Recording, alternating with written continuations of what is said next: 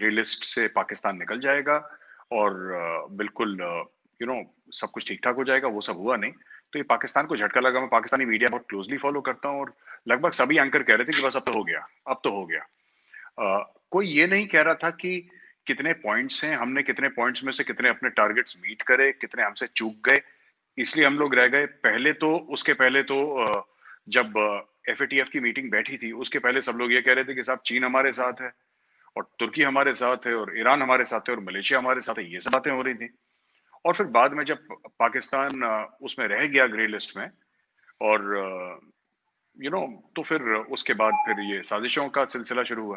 खैर, एक तो ये चीज है। दूसरी चीज ये है कि अगर हाफिज सईद को टेरर फाइनेंसिंग के लिए 10 साल की सजा मिली है तो फिर ये भी पब्लिक होना चाहिए जजमेंट में कि किससे पैसा लिया हाफिज सईद ने और किसको पैसा दिया हाफिज सईद ने। और वो टेररिज्म जो थी, किसने दिया किसने वो चीज, वो टेररिज्म किसको बोल रहे हैं। क्योंकि हाफिज सईद तो ये नहीं कहता कि मैं पाकिस्तान के अंदर कुछ करता हूँ, ये तो हाफिज सईद नहीं कहता। हाफिज सईद तो खुला ये कहता है कि मैं इंडिया के अंदर करता हूँ। वो खुद मतलब ये बात मैं नहीं कह रहा, ये हाफिज सईद ने जो लश्कर तैयबा बनाई थी और जो जमातुल दावा है या फलायत इंसानियत फाउंडेशन है जो कि एक एनजीओ का जामा पहन के उसके नीचे ये सब टेररिस्ट एक्टिविटीज और दहशतगर्दी या आतंकवाद करती है। तो अगर पाकिस्तानी ये कहते हैं, पाकिस्तानी कोर्ट से कहती हैं आरजू जी की उसको हमने डाला है जेल में फॉर टेररिस्ट फाइनेंसिंग, तो उसने कौन सा टेरर फाइनेंस करा, उसको फाइनेंस कहां से मिला और उसने किसको पैसे दिए और जो टेररिज्म थी हाफिज सईद ने कहां पे करी, कम से कम ये तो क्लियर हो उसने कहां पे करी। क्योंकि हाफिज सईद खुद कहता है कि पाकिस्तान के अंदर मैंने कुछ भी नहीं करा, मैंने जो भी करा है बाहर। कहां पे करी उसने? ईरान में करी, यूरोप में करी, इंडिया में करी, कहां पे करी? कुछ पता तो लगे।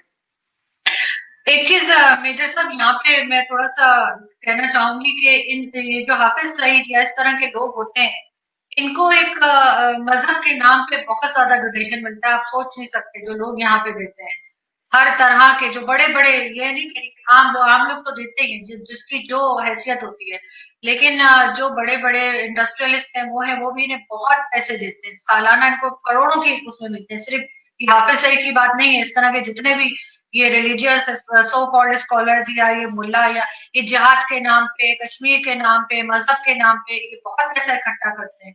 और इससे बड़ा बिजनेस कोई नहीं है पाकिस्तान में।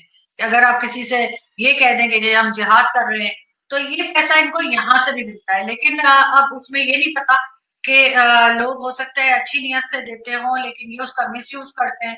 तो उस चीज को भी मेरे ख्याल है थोड़ा सा देखना पड़ेगा। और एक चीज और है कि इंडिया के खिलाफ भी जो है एक डीजीआईएसपीआर ने प्रेस कॉन्फ्रेंस की थी रिसेंटली, आपने देखा होगा। उसमें शाह महमूद कुरैशी साहब भी थे। बहुत से एलिगेशंस लगाए हैं उन्होंने और बल्कि अब तो वो यूनाइटेड नेशन में भी लेके शायद जा चुके हैं या जा रहे, मेरे ख्याल पहुंच गए। किस तरह देखते हैं आप इस चीज को? दो चीजें हैं। पहली बात तो आपने देखा ना कि जिहाद का कोई अच्छा पहलू नहीं होता। मैं आपके पहले कमेंट्स का आंसर दे दूं, उसका बुरा ही पहलू है, उसका कोई अच्छा। ये आप कह सकते हैं कि जिहाद नफ्सियात से होती है और ये सब, ये लंबी चौड़ी बातें हैं। असली बात जो दुनिया समझती है जिहाद का मतलब, देखिए किसी पाक किताब में क्या लिखा है वो तो, अगर किसी नॉन मुस्लिम में कुरान शरीफ में क्या लिखा है वो नहीं पढ़ी तो उसने नहीं पढ़ी, ठीक है। आप उसको ब्लेम नहीं कर सकते क्योंकि वो उसकी पाक किताब नहीं है। लेकिन वो जो है वो ये देखता है कि जो रेडिकल इस्लामिस्ट ऑर्गेनाइजेशन है वो जमीन पे क्या करते हैं।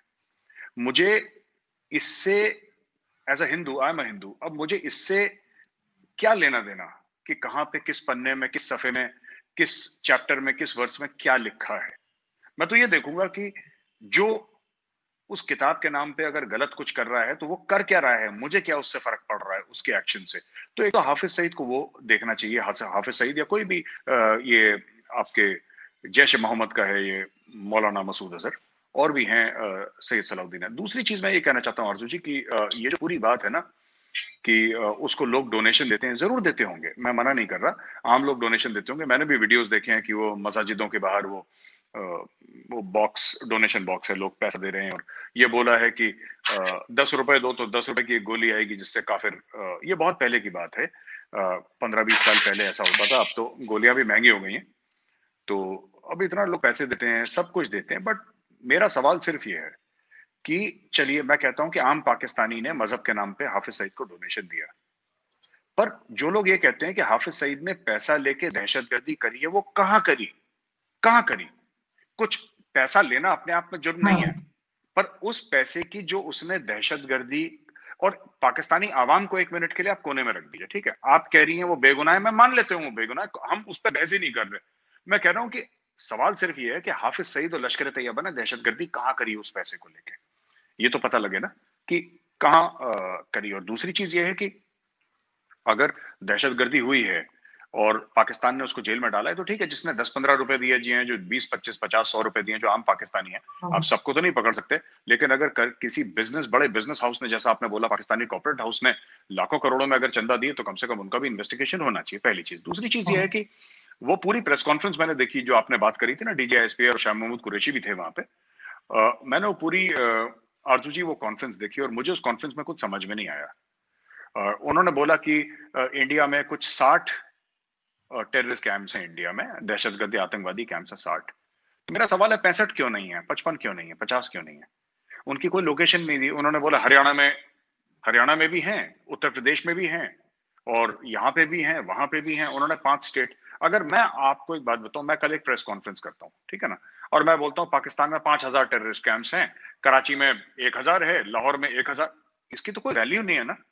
जब इंडिया ने पाकिस्तानी टेररिस्ट कैंप्स का पता दिया था, हमने प्रॉपर आरजू जी ग्रिड रेफरेंस दी थी, लैटिट्यूड ये है, लॉन्गिट्यूड ये है, इस ग्रुप का है, यहाँ पे है, ये इसकी करेक्ट लोकेशन है, और लास्ट नोन यहाँ पे 25 लोग थे या 20 लोग थे। जब आप इंफॉर्मेशन देते हैं ना, तो मैं आपको ये बोलूं कि आरजू जी, ये तो यही बात हो गई ना कि अगर मैं थोड़ा हंसी मजाक के उसमें बोलूं कि मैं बोलूं कि आरजू जी आप हमारे घर पे आइएगा, दावत है, ठीक है, किस तारीख को दावत है मैंने आपको नहीं बताया, मेरा घर कहाँ पे मैंने आपको नहीं बताया, आप घर परिवार के साथ आ सकती हैं कि आपको अकेले आना है दावत पे, मैंने आपको कुछ नहीं बताया, मैंने उड़ी उड़ी बात आपको कर दी, राइट? वो पूरी चीज ऐसी है। और कोई भी उसमें 2-3 और भी चीजें हैं जो मैं पहले भी एक वीडियो में बता चुका हूं आरजू जी की, जैसे आईएसआई है, आईएसआई एक फौजियों की ऑर्गेनाइजेशन है, इंटर सर्विसेज कहते हैं उसको, इंटर सर्विसेज है नहीं, है तो बेसिकली आर्मी की, क्योंकि डीजी उसके, बहरहाल हमेशा डीजी आईएसआई तो हर समय एक पाकिस्तानी आर्मी के जर्नल रहे हैं। नेवी और एयरफोर्स का तो मैंने कोई देखा नहीं कि नेवी का कोई एडमिरल हो या एयरफोर्स का कोई बहुत सीनियर कोई रैंक का ऑफिसर हो, ये तो मैंने कभी देखा नहीं। मैंने तो पिछले 5, 7, 10 जो भी आपके हुए हैं, मुझे नहीं पता शुरू से क्या हिस्ट्री है, लेकिन मैंने तो आर्मी देखी है। एक तो ये चीज है। दूसरी चीज ये है कि पाकिस्तान जब भी उन्होंने नाम लिया है, जनरल ये कोई कर्नल राजेश है, जो अफगानिस्तान में टीटीपी और इन सबको मिला रहा है और ये कर रहा है, सो कॉल्ड उन्होंने कुछ इल्जाम लगाए। आरजू जी मेरा सवाल सिर्फ ये है ना कि आपको जो इंडियन एजेंसीज हैं वो सारी सिविलियन हैं, छोड़ के मिलिट्री इंटेलिजेंस। उन्होंने रॉ की बात करी, रॉ एक सिविलियन एजेंसी है। अब हमारे यहाँ जो पावर है इंडिया में वो फौज के पास नहीं है। तो जब भी पाकिस्तानी ये सब लोग एजेंसी झूठ भी बोले ना, तो थोड़ा सा रिसर्च कर लें कि आपने बोला कि कर्नल, एक एक कर्नल है, आप ये समझ लीजिए उसके पास इतनी अथॉरिटी है कि तहरीक तालिबान पाकिस्तान और 5-10 अलग पाकिस्तानी एजेंसीज को वो एक साथ मिला के उनका कंसोर्शियम बना रहा है, जैसे कि कोई मल्टीनेशनल कंपनी होगी। एक कर्नल, अभी तो मेरे कोस्टमेट भी ब्रिगेडियर बन गए, मैं इतना बुढ़ा हो चलो, मेरे कोस्टमेट ब्रिगेडियर बन गए, तो अभी क्या कर्नल को ये पता नहीं। और इट्स अ सिविलियन एजेंसी। आपने बोला वो जनरल वो कर रहा है, ये जनरल वो कर रहा है, नहीं है ऐसा। इंडिया में ऐसा नहीं है। मैं आपको बताता हूं, मैं ये नहीं कह रहा कि अफगानिस्तान में इंडिया कुछ इन्वेस्टमेंट नहीं कर रही है, इंडिया के कुछ वो नहीं होंगे, लेकिन ये जो हर चीज में फौजियों का नाम लेना ना इंडिया का, कि एक फौजी है, ये है, ऐसा है, वैसा है, तो रिसर्च एंड एनालिसिस विंग में फौजी हैं ही नहीं। It's a civilian agency, right? Intelligence bureau, it's a civilian agency. इनके हेड आईपीएस ऑफिसर्स हैं। IPS is Indian police service.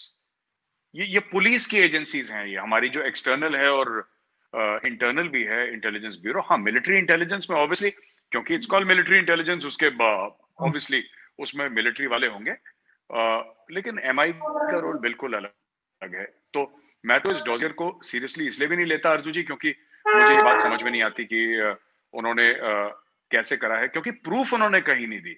उन्होंने इल्जाम बड़े लगाए हैं और पाकिस्तानी मीडिया ने भी वो इल्जाम खूब स्वॉलो कर लिए, बट उसमें डिटेल नहीं है। अगर आप इसको कहीं इंटरनेशनल कोर्ट ऑफ जस्टिस में लेकर आएंगे ना, वो पहले दिन जो 2 साल की नौकरी वाला भी वकील होगा ना, 2 साल की नौकरी जिसकी होगी, वो उठा के बाहर फेंक देगा। वो बोलेगा बॉस इसमें डिटेल्स है ही नहीं कुछ। लेकिन वो इसमें लेकर एक भी गए डिटेल हैं। नहीं है। बिल्कुल उनका ले, हक है। ले, बिल्कुल आरजू जी, वो लेकर गए हैं, मुझे इसका इल्म है और मैं चाहता हूं वो लेकर जाएं। वो सिर्फ यूएन में लेकर ना जाएं, वो लेकर हर एक, जो मैं तो कह रहा हूं, मैंने पहले भी आपके शो में कहा था कि पाकिस्तान, इस्लामाबाद में जितने भी आपके एम्बेसीज हैं, सबका एक बहुत बड़ा फंक्शन करें। ग्लोबल मीडिया को, अल जजीरा को, बीबीसी को, सीएनएन को, सबको बुलाएं और सबके सामने डॉजियर उनको देना। आप सिर्फ यूएन तक क्यों महदूद हैं? आप सिर्फ क्यों कह रहे हैं कि सिर्फ यूएन को देने हैं? इस्लामाबाद में तो करीब 150 कंट्रीज के एम्बेसीज होंगे मेरे हिसाब से। अब सबको बुलाएं ना, आप सबको बुलाएं और सबको दें कि ये देखिए, ये भारत का ये किरदार है, भारत की ये करतूतें हैं, आप सबके सामने एक्सपोज करें इंडिया। मैं तो कह रहा हूं, मैं पहले भी 10 बार ये नहीं करेंगे, मैं बता रहा हूं आपको, ये नहीं करेंगे क्योंकि इनको भी पता है झूठ बोल रहे हैं। राइट? आपने वो प्रेस कॉन्फ्रेंस देखी अर्जु जी?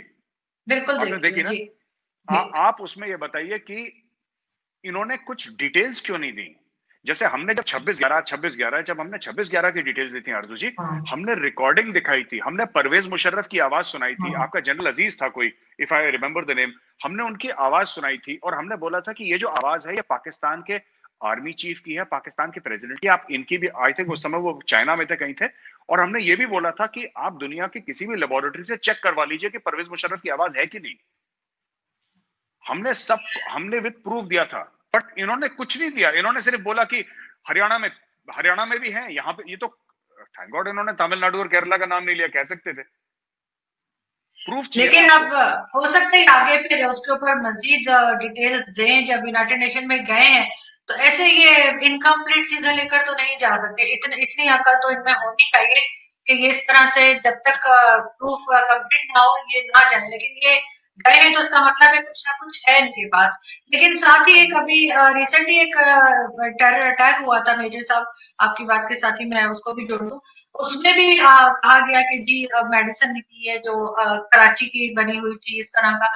तो आपको लगता है कि आईएसआई को या हमारी एजेंसीज इतनी कमजोर हैं कि वो जेब में ऐसी चीज डाल के भेजेंगी जो वहां पे पकड़ी जाए और एड्रेस पता लग जाए?